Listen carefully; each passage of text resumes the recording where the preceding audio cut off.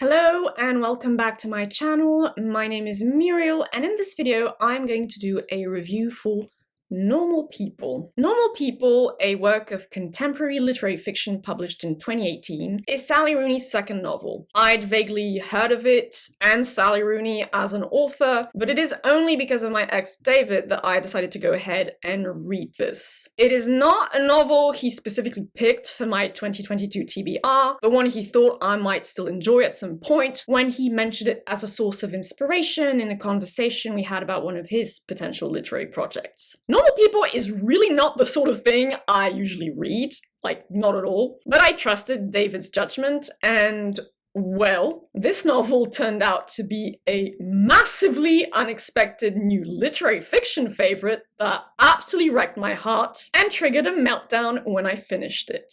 Normal People is essentially a love story that follows protagonists Marianne and Connell.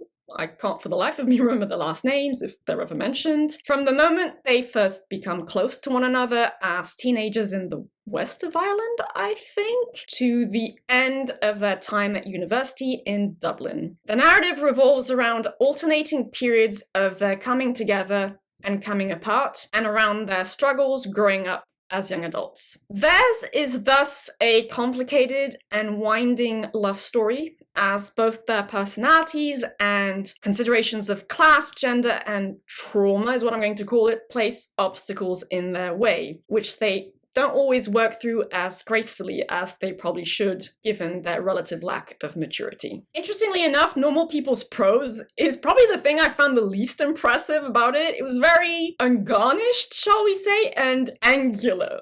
Yeah, sorry, I really suck at describing prose. If you've been subscribed to me for a while, you'll know this, but, that's the first word that came to mind when I was preparing this review. And it was perhaps a little too ungarnished or angular for my personal taste. That being said, the writing also managed to convey both strong and subtle emotions, which touched me to my core, so it certainly worked as a greater whole, if nothing else. The story is told from both Marianne's and Connell's points of view, which more or less alternate every chapter, and the structure of the storytelling is a little weird, actually. Basically, each chapter starts in the present and is written in the present tense, before switching to flashbacks written in past tense of events that lead up to the opening of the chapter in the present and concludes in that same present, often with a major relational shift occurring between the protagonists that creates narrative tension and narrative drive. Because this novel covers several years of the characters' lives in a relatively short span of pages, I mean, it's not that huge of a novel, right? Its timeline can feel a little condensed at times, and the pacing a little uneven. There are several time jumps, some a few weeks long, others several months long, which also explains the present to flashbacks to present structure of the story. I'm perhaps making all of this sound a bit negative, but the unusual structure of Normal People didn't bother me overall, since each chapter focuses on a pivotal moment of the characters' lives and evolving relationship, and, I never felt like I was missing essential information or background context, but it did take me a little while to get used to that particular narrative structure. As is often the case with works of literary fiction I enjoy and love, Normal People is all about character, and in this case, about the love relationship that binds two characters. The fact this works for me might seem a little counterintuitive, given I am not a character-driven reader, except I am a lot more so, precisely when it comes to literary fiction, actually, where I need to find the main characters either particularly interesting psychology-wise, or particularly relatable for me to get something out of it. And this is exactly what I got in spades, no less, with Normal People, as I strongly identified with Marianne, and strongly projected the relationship I had with my ex David onto the one she has with Connell in the story. Even though there are several differences between the two, and I didn't identify my ex with Connell nearly as much as I identified with Marianne. When you first meet Marianne, you meet her as a highly introverted, highly intelligent, bookish, politically motivated young woman who doesn't conform to stereotypical femininity and is strongly ostracized by everyone at her school, as a result. So much so, in fact, that she ends up completing her schooling from home. She also suffers from emotional abuse at home, and the only person she can turn to is Connell, the son of her household's cleaning lady who, like her, cares deeply about literature and politics. Their connection, both emotional and physical, grows rapidly from there, but unlike Marianne, Connell is very popular at school, has a reputation as a sporty extrovert, if you will, and gets along with everyone. He has friends while she doesn't. This makes him hide his relationship with Marianne because he's scared of what others are going to think of that, and, well, it makes him behave like a bit of an arsehole to her, honestly. Kicking off the first in a series of relational twists and turns. Marianne, especially as an older teenager, reminded me so strongly of myself at the same age, and of myself just as myself, that I couldn't but help reading her as autistic-coded throughout the entire novel. Now, don't at me. I know full well she wasn't purposely written that way by the author, okay? I do know that. But guess what? It made sense for me to read her through that specific and highly personal lens. As a young adult, Marianne does become more popular, sort of, more feminine too, but it was clear to me she never really felt like she belonged, and that she might have been masking in a way. She also goes through a couple of questionable boyfriends who are abusive towards her, emotionally abusive, and actually a little physically abusive as well. And, well, I could relate to that as well. I saw commentators on Goodreads express frustration at Marianne's relative inability to identify and communicate her emotions, but see, to me it made perfect sense through the lens of autism and mild depression, as what those commenters describe basically sounds like alexithymia to me, something I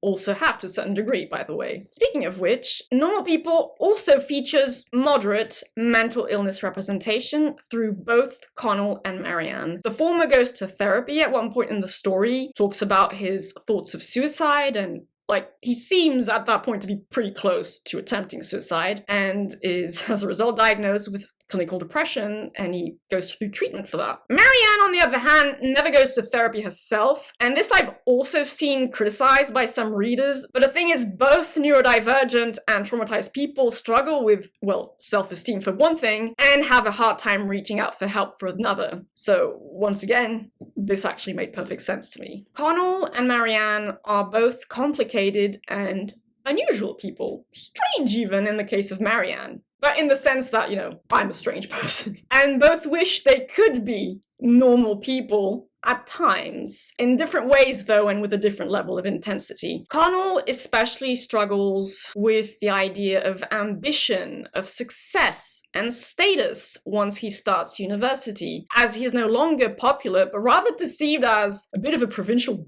bum, which is kind of mean, by Marianne's friends in Dublin who belong to her socio-economic class rather than Connell's. There are indeed class dynamics at play in the story, but in all fairness, I didn't really focus on that aspect as, I didn't find it particularly relevant to my own experience, and like I said, I was projecting hard onto the story. He wants to be a respectable and respected young man with a stable life, but he also craves the intellectual and creative stimulation he gets with Marianne, a woman who prides herself on her superior intelligence and political ideals as well. Yet she scares him a little too, or rather, the darkness and pain inside of her scare him, incompatible as it is with normality. Marianne only bemoans her own abnormality in that it creates problems in her relationships with men, and with Connell specifically, but I never felt she experienced the same pull towards normie life, if you will,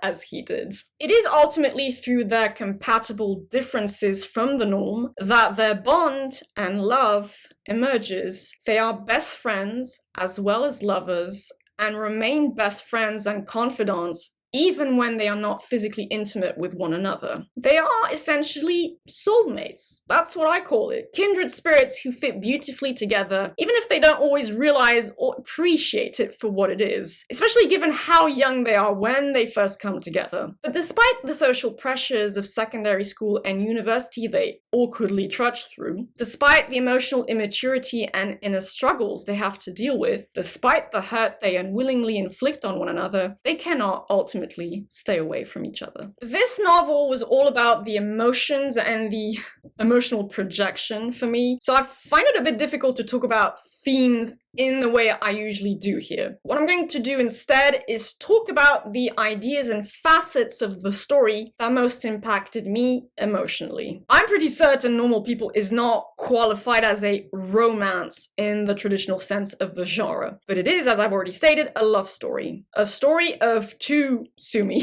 soulmates, lost in translation, if you will, of two unusual but kindred spirits who struggle with intimacy in different ways and the intense love they do, in fact, feel for one another. They struggle because they are young, because they are immature emotionally, because they are flawed, fragile, scared of their difference in Connell's case, and scarred from that difference in Marianne's case. It is also a story about pain, growth, and acceptance. How does one experience difference? How does one grow through and with it when the pain deriving from difference can also slow down one's growth? I should know. Is love always enough to power through the pain, to power through the trials and tribulations of maturation? Perhaps not, but one can't deny it helps to know there is at least one person in the world who truly understands you and loves you just the way you are, because of your qualities and despite your flaws. This is especially true when you are acutely aware of your difference from the norm, from others, and often feel like a broken alien as a result.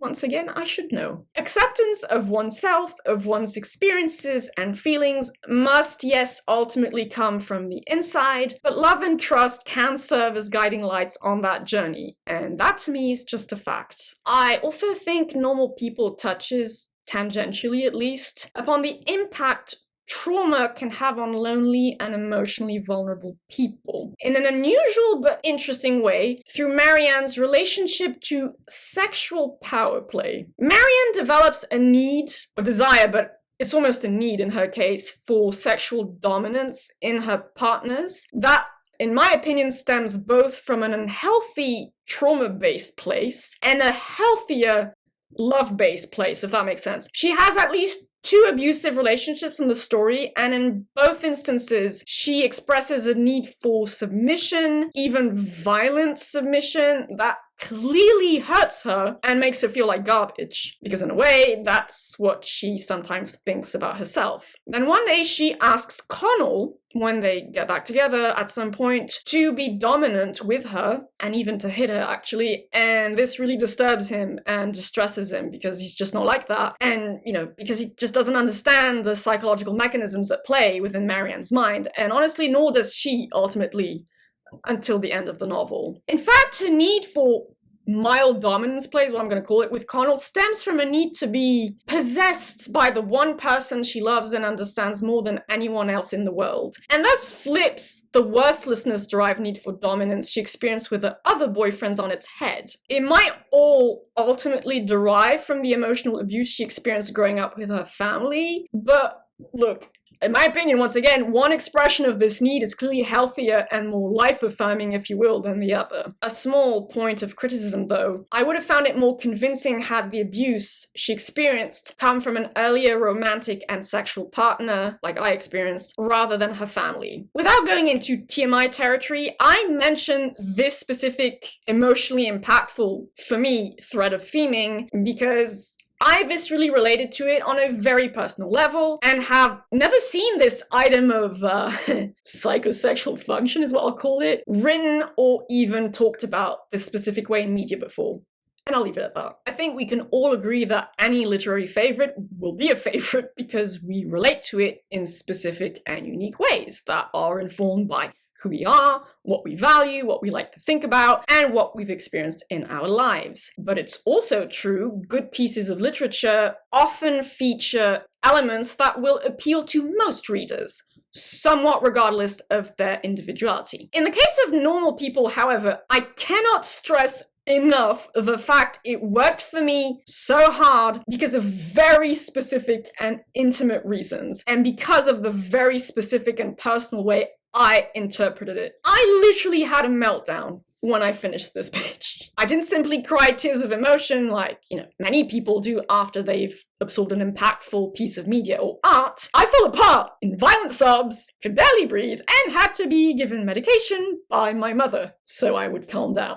I was basically triggered, is what happened really, as I was also triggered into a meltdown when I reread Sofka Zanavyev's Putney. The reason I'm sharing any of this is, once again, to drive the point home that I don't think my experience of normal people was, well, normal in the statistical sense, or representative of the average readers. I mean, as a twice exceptional autistic bookworm, I guess I'm de facto not representative of the average reader, but y'all know what I mean. I hope. Which is also why I honestly don't know whether I'd recommend this novel or not. I loved it, even though it wrecked my heart, and rated it an 8.5 out of 10, but I loved it for very idiosyncratic reasons once again. Unless you share a similar psyche and history to mine, I would advise you read and watch reviews from other readers to know whether or not this would actually work for you. I simply needed to share my thoughts about this novel,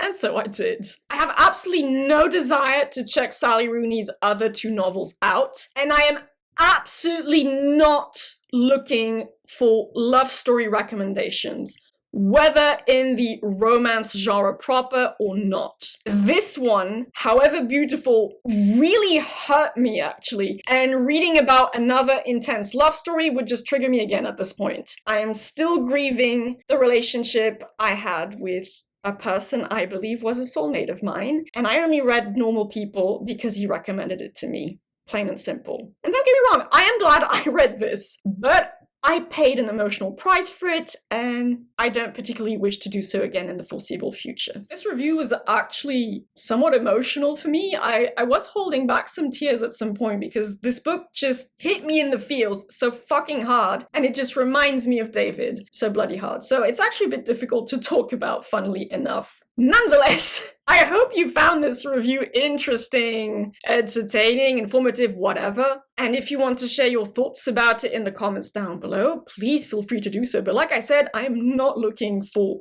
similar novels to read anytime soon. In any case, I hope you'll have a lovely day, evening, or whichever time of day you prefer. Do take good care of yourselves. Thank you for the continued support, and I shall see you all reasonably soon for a salty as fuck rant review in another video. Bye bye.